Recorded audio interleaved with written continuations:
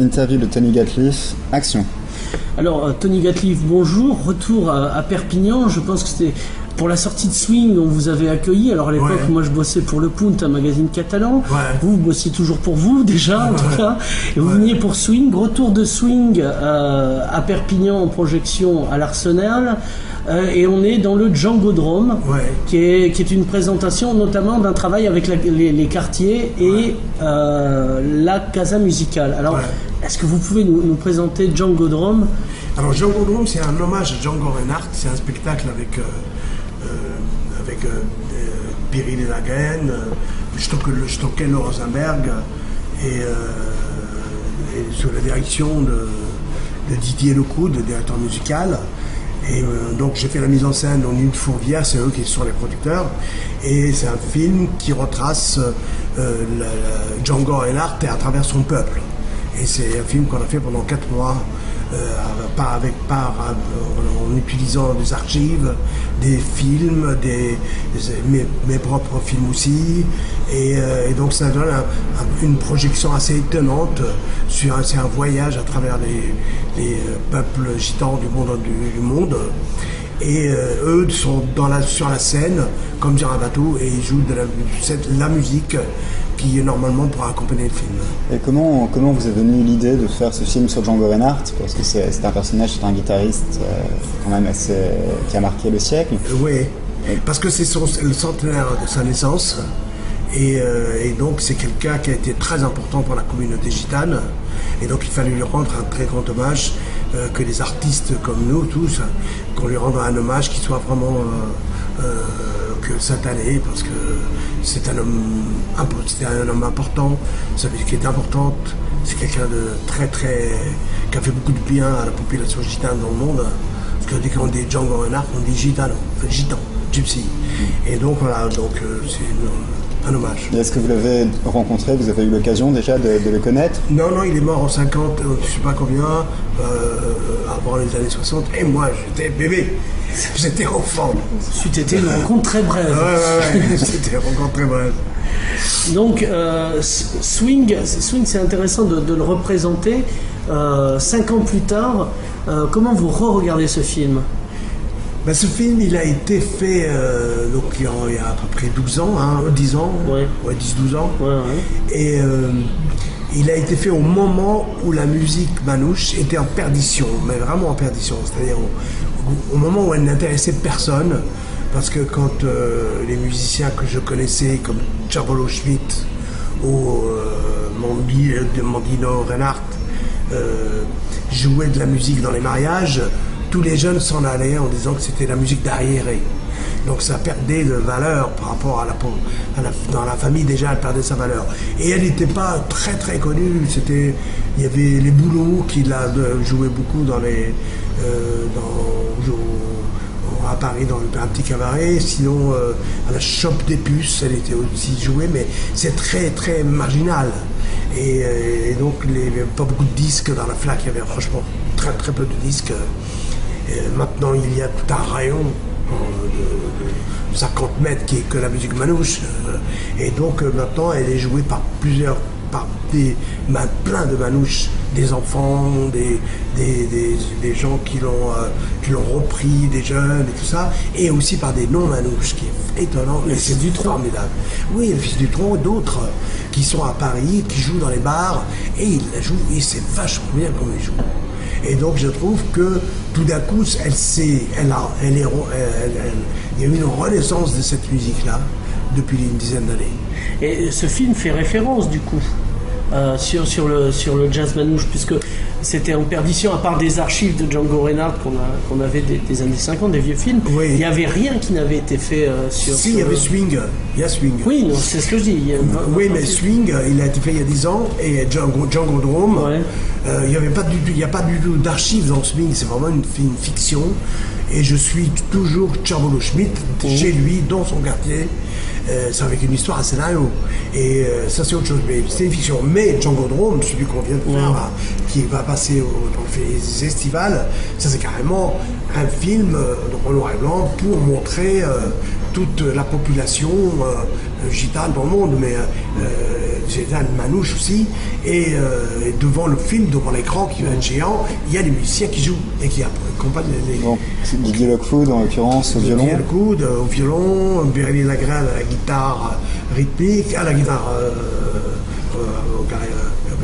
Tout le monde connaît, Stockeler Rosenberg et Ono Winterstein qui a la guitare rythmique. Et au niveau de la musique et par contre, il y a 15 musiciens. Hein. Et au niveau de la musique, donc, vous aviez demandé à Didier Lockwood de faire une partition, mais est-ce qu'il y a aussi des reprises de morceaux de Django Reinhardt que Django Reinhardt jouait? Oui. Il y en a partout des morceaux de Django Reinhardt, presque pendant tout le film, tout le spectacle.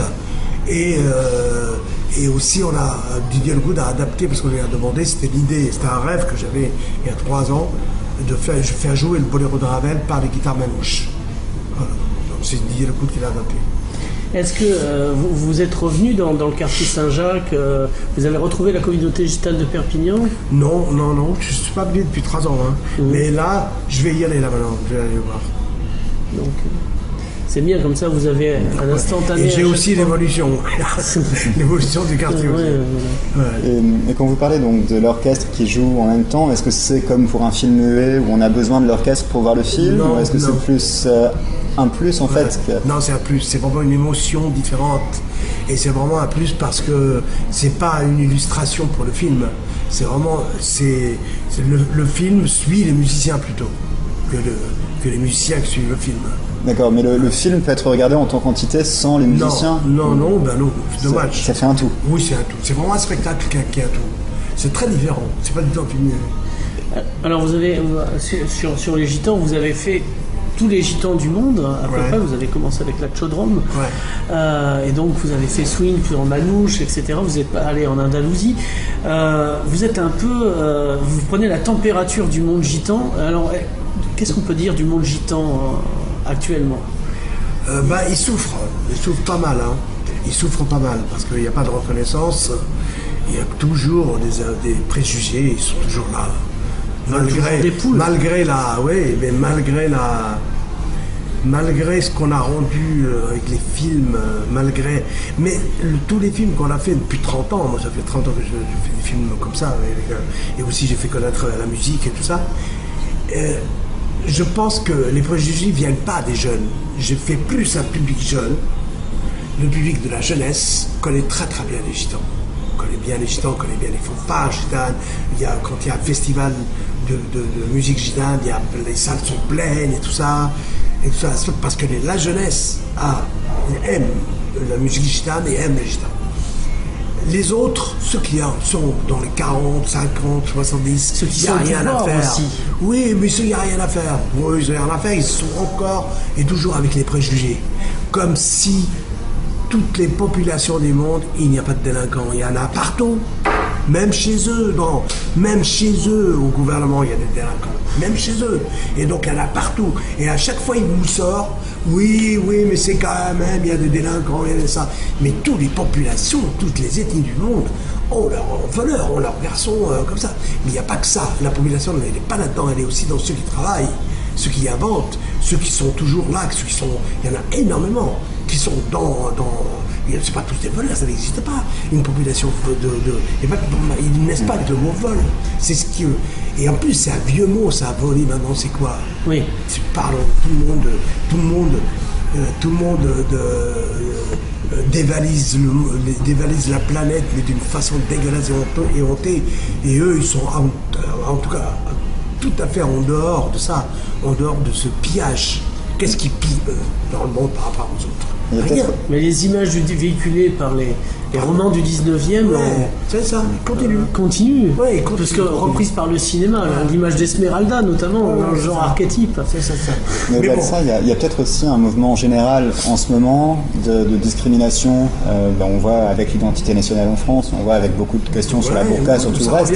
Et les gitans font partie aussi du lot de c'est le problème du nomade aussi, l'image du nomade. Ouais. Si le nomade n'a pas d'attache caisse et qui ne voyage pas en classe affaires, le nomade est inquiétant. Oui, mais ils ne sont pas nomades, les gitans. Hein. Déjà. Ils ne sont pas nomades. Il y a longtemps qu'ils sont arrêtés d'être nomades.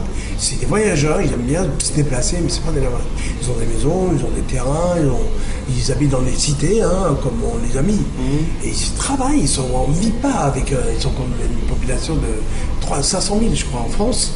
C'est pas tous, ils travaillent, sinon ils meurent. Sinon, on regarde les SDF qui sont malheureusement, qui sont sans domicile fixe, sans rien, qui sont au travail sans rien du tout, eux ils souffrent, ils meurent. Mais ils sont des gitans, c'est pas des SDF, ils bossent. C'est vraiment des citoyens. Et il faut qu'ils soient considérés par les citoyens. Est-ce qu'ils votent? Je sais, moi je vote pas. Par exemple, pourquoi vous ne votez Mais pas? pour qui veux-tu que je vote? Ah moi, moi j'ai rien à vendre. Non, Mon bon monsieur, je n'ai rien à vendre, mais c'est vrai que pour qui en je même vote? temps, Pour qui je vote? Pour qui je vote? J'ai des sympathies. J'ai des sympathies, mais vous ne vous sentez pas représenté en tant que citoyen? Non. Ah si, bien sûr que si. Si, si, bien sûr oui. Ça oui. Mes enfants aussi. Mais voter, on n'ira pas jusque-là. Moi, je cours pour voter. Est-ce que vous avez déjà voté, je cours pas Tony pour Gatliff? voter. Si, j'ai voté quand il y avait Le Pen. Quand Le Pen était en ballottage. Voilà, il y avait une urgence là. Il valait mieux Chirac que Le Pen, mais c'était pas loin non plus, Chirac. C'est pas terrible non plus. Mais il est plus drôle en blague. Oui, il était drôle et surtout bon. Bon, il était moins méchant que l'autre. Mais c'était là, à ce moment-là, il fallait se mobiliser.